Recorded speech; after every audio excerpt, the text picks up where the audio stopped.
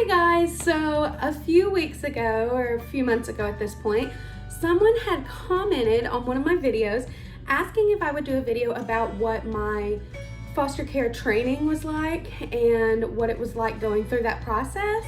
And I'd said yes, I was gonna do it, and I had it all planned out. And then it's been a few weeks since I've been able to schedule a babysitter and get enough time to actually try and film this. But today, my parents are keeping Bud, and I am ready to talk about what it was like at my foster care training. So let's get into the video.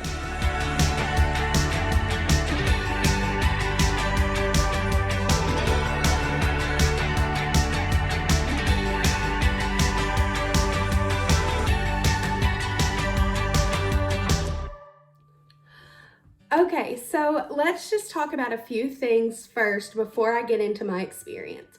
So I did not go through DHS to do my foster care training or anything like that. I actually went through a private Christian group here in Arkansas called Connected. Now, they are through the Baptist ministry here in Arkansas, and they are a private placement foster group. Now, what this means for me, there are lots of other private placement agencies in Arkansas, around other states, whatever. And what they do is they do the training. But once you are finished with your training, you are just kind of turned over to DHS and you become a DHS client. Whereas with Connected, the same person did my training that became my caseworker and was there on the night of placement, was there when I had issues, was there at court, there with me every single step of the way. And that is something that Connected does differently than both DHS and other private placements. So I want to get that out of the way quickly. I know there are a few other private placements here in Arkansas, a really popular one in my community. However, they are not with you once you're finished. Once you're finished, you are DHS's, and you are treated just the same as any other DHS house. And the training is different as well. You might have a different trainer every single night, whereas for me, for Connected, I had the same trainer every single night. Instead of like how DHS will do it on a weekend and it will be like 2 Saturdays, Connected does it a little different as well. I'm gonna turn off that fan because it's gonna get really annoying. So with Connected, instead of happening on 2 Saturdays, it happens on 6 weeks, Monday and Thursday, I believe, although it might have been Tuesday and Thursday, with homework assignments in the middle. And by homework assignments, it was like pages to fill out about you as a person or as a foster parent. And I actually liked it better that way. I didn't feel like I was bombarded with information. I could sit and think about what I was given on, Tuesday and come forward with questions on Thursday. It was really great to be able to ask those questions. I was also in a group that only had 3 families training at that time. And so it was really good that we felt really comfortable and were able to just talk openly. So that is one way that it's different. And then, like I said, with the placement, they work alongside DHS all the way through, which you are still a part of DHS and you are still a foster home underneath them, but Connected is kind of the middleman. Like I said, there are multiple private placement agencies within my area, but some of them just do the training for you and then they're out. Some of them will do the training and then are just kind of there as support for you. Connected does the training and then works as a DHS caseworker the remainder of the case. Or you can just go through DHS. If you're not religious, or if you are not someone who wants to go through something privately and have a middleman, if you just want to deal with one person, I will have to say one thing about having a Connected caseworker is that I've got a lot more people that I have to update and answer and talk to and stuff. I have a DHS caseworker, a DHS supervisor, a CASA supervisor, a Connected caseworker, a Connected supervisor, and I have to keep them all updated, as well as ad litem parents, parent council, all of that. So there are more people that I have to be in contact with on a daily, and sometimes I might message one and forget and not message the other, and that is kind of challenging. But in the long run, I think it's the best for me because I needed someone to be extra support. Being a single foster parent, I needed a little extra support and help along the way, and I do think I get that with Connected. I do think that they are there to support from day one, and that's something that I really wanted. So that being said, do your research, find the right company that you want to go through, and that's how you get to a good place with your training and how you want your training to be done. So let me talk about the experiences that I know about training and then talk about my own personal. So I'm going to start with like DHS training. From what I've heard from other people who have gone through DHS and friends and family, and again, this is Arkansas, I'm speaking on Arkansas. For DHS, you go in, it's 2 Saturdays, and you're there from like 8 in the morning until, I want to say my friend said she was there until 3 or 4 in the afternoon. So it's a very long time. They do feed you lunch, or at least allow you to go get lunch, but it is a very long session. You're doing some worksheets in between, and you're listening to the person training you. Then you go in for the second Saturday, and you might have a totally different person training you. You do the whole thing again, and then you're done. You graduate, you get your little thing, and then you can start working on your home study, which I'm going to talk about home study in a part 2 to this video. So I'm not going to touch much on that now, but I will say you go next into home study. And if you want to know more about home study, like this video, and I will talk about it in a part 2. So that's the DHS side of things. So now let's talk about a different private placement agency here in my community. So they are, again, another Christian-based private agency. And for them, you have a different, it's more split up like how Connected is. You do multiple nights, and you have a specific person come and train you. However, those trainers are volunteer. They don't have to have been foster parents. They do not have to have worked with DHS at all. They read the information, they share the information with you. They are strictly volunteers. With DHS, you're not necessarily going to get a foster parent or a former foster parent, because they don't require you in Arkansas to be a foster parent or have a degree in social work to work for DHS. You could just be lower level and be training people and not have a degree or have been a former foster parent. So there is that with DHS. With this private placement place that I'm talking about, they also don't require you to have been a foster parent or have any training in any kind of education field or the field of psychology, child development, nothing like that. Now let's talk on, back to that private placement first. They, again, might have a different person train you every night. And then when you graduate, you get your pamphlet. DHS comes to do your home study. You do your home study through DHS, and you become a DHS family. It will say on your paperwork that that's the people who trained you, but you are a DHS family, just as if you had gone through DHS. So really going through that private agency doesn't benefit that much, other than DHS has a really good connection with them. And so they know that they're training really good foster homes who are religious foster homes. So if that's something that you want on your paperwork for DHS to know that you are a religious home, going through that might be beneficial. Now let's talk about my experience through Connected. So we went every month, I'm gonna say Monday and Thursday for the sake of the video, but it could have been different days. We went Monday and Thursday. We went from 6 o'clock in the evening until 8 or 9, I believe. They always had a local church provide dinner for us, so we were always fed.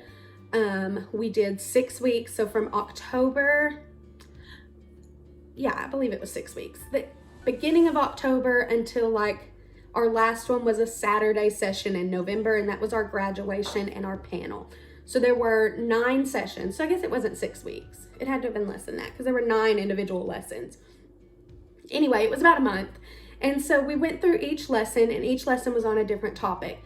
Discipline, your home study, different things like, what do you do if you have a teenager in the house who comes in with a cell phone? Like, that was a huge question for me. My cap was at 10 years old, but there are 10-year-olds with cell phones nowadays. And I am a no cell phone till 13. And so that was a huge question of mine. What do I do if a kid comes in with a cell phone and they're already, like, you'll learn with foster kids, they are lower academically and maturity wise, but worldly wise, and I'm using that, I think you know what I mean. Worldly wise, they will be advanced beyond their years. And so I didn't want a cell phone for a 10-year-old who is more like worldly a 15-year-old. So that was something I got to sit down and talk about. We got to sit down and talk about discipline. As a teacher, I know how to discipline aside from spanking and the corporal punishment that we usually associate with discipline, especially in the South. I'm going to talk again that I live in Arkansas. I live in the South. So all of my ideals and opinions are going to come from that being my bias. So a lot of people in the South are the corporal punishment, the spanking, the like very strict discipline. And as a teacher, I know how to discipline outside of those. So that was one thing we had a really deep conversation on, just for myself and the other people that were in my training, of what do you do when you can't spank, or do the punishments that their parents had taught them. You can't use that same discipline technique on your foster children.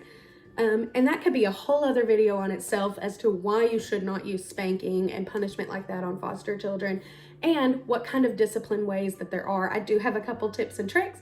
So again, if that's a video you want to see, let me know in the comments. So we did our training, and then on the last day, we got to do a panel session. And in this panel session, they brought a foster family, a bio family who had lost custody of their children, got custody back, and are now owners of a rehab facility for men who have lost custody of their children due to drug and alcohol abuse. So I think they were an amazing family to me. They put a picture to a bio family, because it's hard to, sometimes as a foster parent, you get so mad at the bio family and you're like, these are your kids, take care of your kids. Like, you should be doing so much more. And it's easy to get so mad at them, especially with Arkansas. The laws are very tilted right now. And unfortunately, that's just how laws go. But they are very tilted pro-parent right now. And I think there needs to be a balance between parent and children. And, I'd gotten to a point through all of our training where I was just kind of a little bit, by the end, I was kind of mad at bio families. Like, we had heard all these terrible stories about bio families, and I got to the end and I was just furious. And so then bringing in a bio family that you got to see, they were successful and they did what they were supposed to do. And they really did love their children.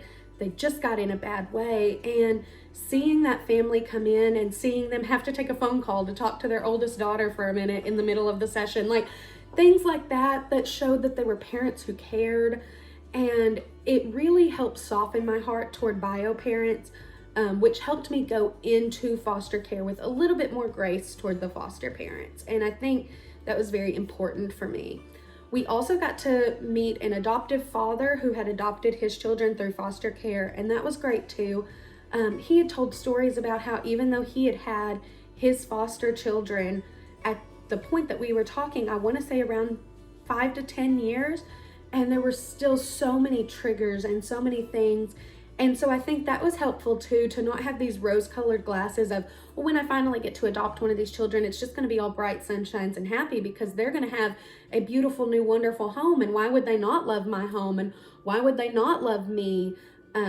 Why wouldn't they just forget about their bio family? Because here they are with this house and these bedrooms and having their own stuff, and just all these things that were going through my head of course they're going to choose me over their bio family. And by talking with him, it was a great opportunity to see that even though you can give them the world, that is still their family. And so it was great to see that, how to support their family and make sure that they feel like you're not against their family.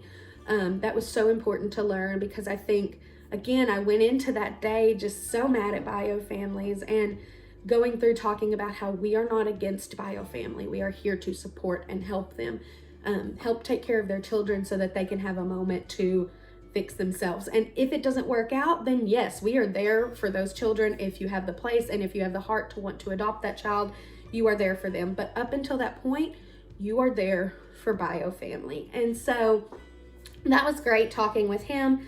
We also got to speak with former foster parents who did not adopt any of the children that were in their home, and what it was like giving up those children.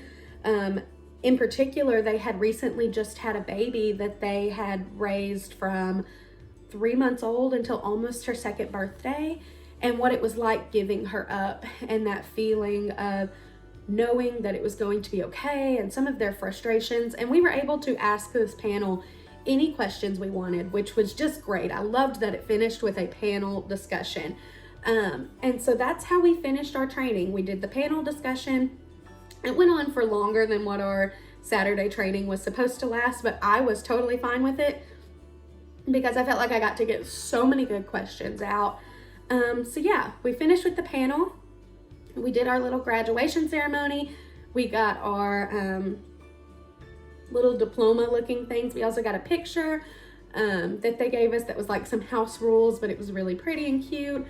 And we got a couple of books, some workbooks for child trauma, and a couple of just like here and there books for us about what it means to be a foster parent.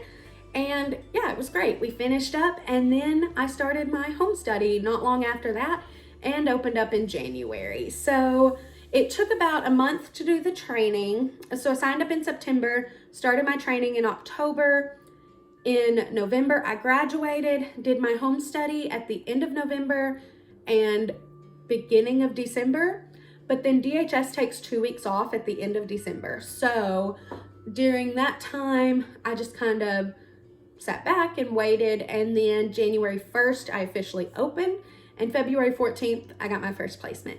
So that was kind of how my training went. Like I said, if you want a part 2 on what it means to go through the home study, let me know. I think the next video I'm going to do, unless people just really want the part 2 on the home study, is a video on what it's like the very first night that you get a foster placement, from like basically the first 24 hours of getting a foster placement. So yeah, that's all I have for this video. And again, just do your research, find the training agency that works for you with Connected.